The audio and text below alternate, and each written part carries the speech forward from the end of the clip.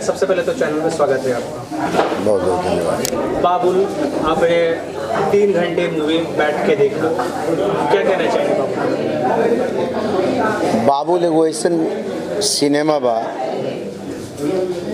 जौन 20 साल पहले घर परिवार के माई बहन लोग सिनेमा हॉल में आइल बंद कर दिले बा, वो लोगन के अब मजबूर करी सिनेमा हॉल तक पहुँचे खातिर। चूँकि बीच के 2 दशक तक भोजपुरी में जैसन सिनेमा देखे के मिलत रहा, उससे परिवार के माई बहन दूर हो गए लोग।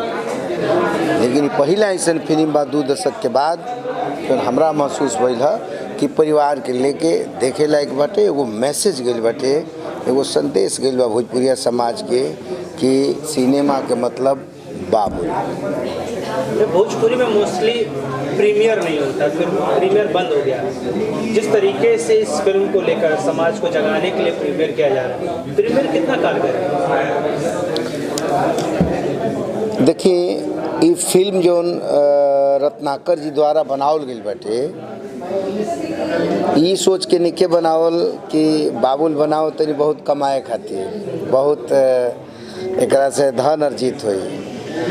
एगो समाज के संदेश देवे खातिर ई एगो हम पहले ही कने रिस्क ना कहल एकरा के, एगो पहल बा।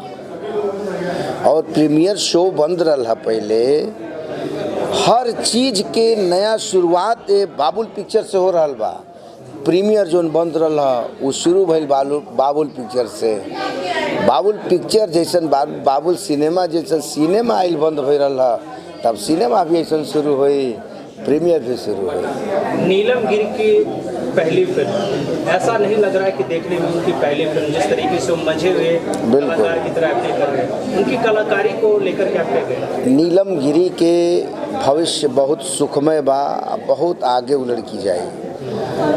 सही बात बताई, आप भी देखने पिक्चर की बाबुल पिक्चर देखला के बाद और पहला फिल्म नीलम के देखला पर नहीं लागत कि पहला फिल्म है। जितना अनुभव चेहरा पर जौन भाव बाटे ना, वो दर्शावता कि बहुत मझल कलाकार नीलम गिरी बाड़ी और बहुत भविष्य उज्जवल बा नीलम गिरी।